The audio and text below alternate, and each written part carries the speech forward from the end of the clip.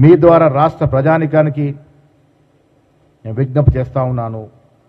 Congress party ఇచ్చిన ప్రతి వాగ్దానానికి కట్టుబడి ఉంది కాబట్టే ఇవాళ 42% ఓబీసీలకు చట్టసభలో రిజర్వేషన్ ఇచ్చే దశగా ఆర్డినెన్స్ తీసుకొచ్చి ముందుకు పోతా ఉన్నాం. ఇది బీసీలకు ఒక శుభ సూచకం. దీన్ని వాడుకొని ఉండాల్సిందిగా నేను విజ్ఞప్తి చేస్తా ఉన్నాను. 10 ఏళ్ళు అధికారంలో ఉన్న బీఆర్ఎస్ పార్టీ కనీసం 2018లో ఈ 42% రిజర్వేషన్ ఇచ్చి కేంద్రం నొప్పించుంటే కొన్ని వేల మందికి అలా బీసీలకి రాజకీయ అవకాశాలు వచ్చేవి. అది రాకుండా అడ్డుపడమే కాకుండా ఇలా కాంగ్రెస్ పార్టీ చేస్తే హర్షించాల్సింది పోయి విమర్శిస్తూ ఉన్నారు. వాళ్ళ నాయకురాలు కవిత గారు అసలు ఆవిడ ఏ పార్టీలో ఉండో అర్థమవుతలేదు నాకైతే. బీఆర్ఎస్ పార్టీలో దయ్యాలు ఉన్నాయి అన్నారు. మరి ఆ దయ్యాలు బయటకు పోయినాయా? బీఆర్ఎస్ పార్టీ ఇంకా దయ్యాలు ఉన్నాయా? ఉంటే ఆ దయ్యాల పేర్లు ఏమిటి? ఆ దయ్యాల కార్యక్రమాలు ఏంటి? ఇప్పుడు ఎవరంట పడతా ఉన్న పిశాచులయ్యి? ఆ దయ్యాలు పిశాచులు పీడ వదిలిందా లేదా చెప్పే స్థాయిలో లేదు. మొన్న ఆవిడ మేము ఆర్డినెన్స్ తీసుకొస్తే ఆవిడ రంగులు పూసుకొని తీన్మార్ డ్యాన్సులు చేస్తూ ఉంది. ప్రజలు టీవీ చూసినంత నవ్వుకుంటా ఉన్నారు. రంగులు వేషాలు మార్చుకున్నంత మాత్రాన పిల్లి పులిగా మారుతుంది అనుకుంటే అది అవివేకం అవుతుంది. లిక్కర్ స్కామ్లో రాష్ట్రానికి తలవంపు తెచ్చిన కవిత భగీరథ ప్రయత్నం చేసినా ప్రజలు ఆమెను పట్టించుకోరు. తెలంగాణ రాష్ట్రం వచ్చినా సామాజిక తెలంగాణ రాలేదని చెప్పిన కల్వకుంట కవిత మరి బీఆర్ఎస్ అధికారం ఉన్నప్పుడు ఎందుకు స్పందించలే?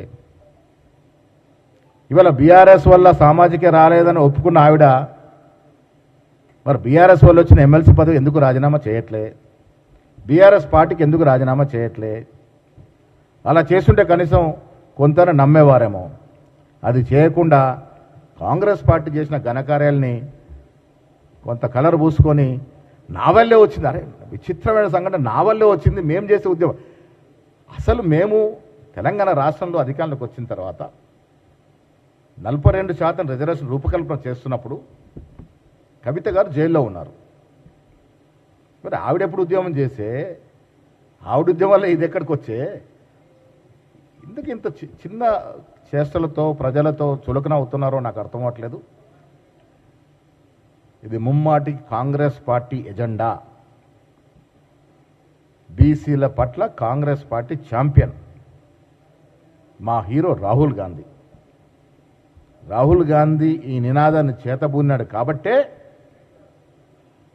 ఆయన సైనికులమైనటువంటి రేవంత్ రెడ్డి గారు, బట్టి గారు, మేము అందరం కూడా కట్టుబడి ఉండి ఈ రాష్ట్రంలో కుల సర్వే చేశాం. 42% రిజర్వేషన్ ఇచ్చాం. ఈ సందర్భంలో రేవంత్ రెడ్డి గారికి కూడా అభినందనలు. ఒక అగ్రవర్ణ సమాజం చెందినటువంటి వ్యక్తి ఉండి కూడా కుల సర్వే చేయడం, 42% ఇలా బీసీలకు రిజర్వేషన్ ఇవ్వడం అనేది హర్షించదగ్గ విషయం. మీ ద్వారా వారికి నేను అభినందనలు తెలుపుతా ఉన్నాను. అదేవిధంగా దోహదపడిన డిప్యూటీ ముఖ్యమంత్రి గారికి, మా మంత్రులు పొన్నం ప్రభాకర్, సురేఖ, వాకిటి శ్రీయారితో పాటు మంత్రివర్గ సభ్యులందరికీ, శాసనసభ్యులకి, మండలి సభ్యులకి, పార్లమెంట్ సభ్యులందరూ కూడా ధన్యవాదాలు. ఇదొక చరిత్రాత్మక నిర్ణయం ఇవాళ తెలంగాణలో కాంగ్రెస్ పార్టీ తీసుకుంది. ఈ నిర్ణయాన్ని అందరూ స్వాగతించాలి, కలిసికట్టుగా ముందుకు పోవాలి. ఇది కాంగ్రెస్ మార్కు, చరిత్రాత్మక నిర్ణయం. ఇలాంటి నిర్ణయాలు ఈ దేశంలో అరుదుగా జరిగినాయి.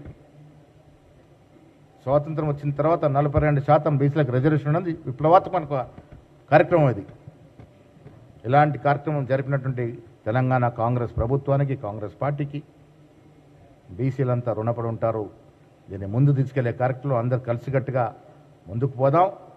బీసీలకు అర్థమైంది ఎవరు వారి పట్ల చిత్తశుద్ధితో పనిచేస్తూ ఉన్నారు, ఎవరు ముసలి కన్నీరు కారుస్తూ ఉన్నారు, ఎవరు నాటకాలాడి దీని నుంచి లబ్ధి పొందాలని చూస్తూ ఉన్నారు. ఇవన్నీ కూడా తెలంగాణ ప్రజలు, ముఖ్యంగా ఓబీసీ నాయకులు గ్రహిస్తూ ఉన్నారు.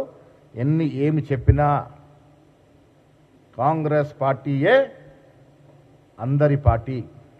అన్ని కులాలకి అన్ని మతాలకి తగు ప్రాధాన్యం ఇచ్చే దశగా కాంగ్రెస్ పార్టీ అలా ప్రయత్నం చేస్తూ ఉంది. అభివృద్ధిలో కానీ సంక్షేమంలో కానీ కేసీఆర్ చేసిన అప్పు ఊబిలో ఉండి కూడా అన్ని కార్యక్రమాలు ఇచ్చే ప్రయత్నంలో కాంగ్రెస్ పార్టీ ముందుకు పోతా ఉంది.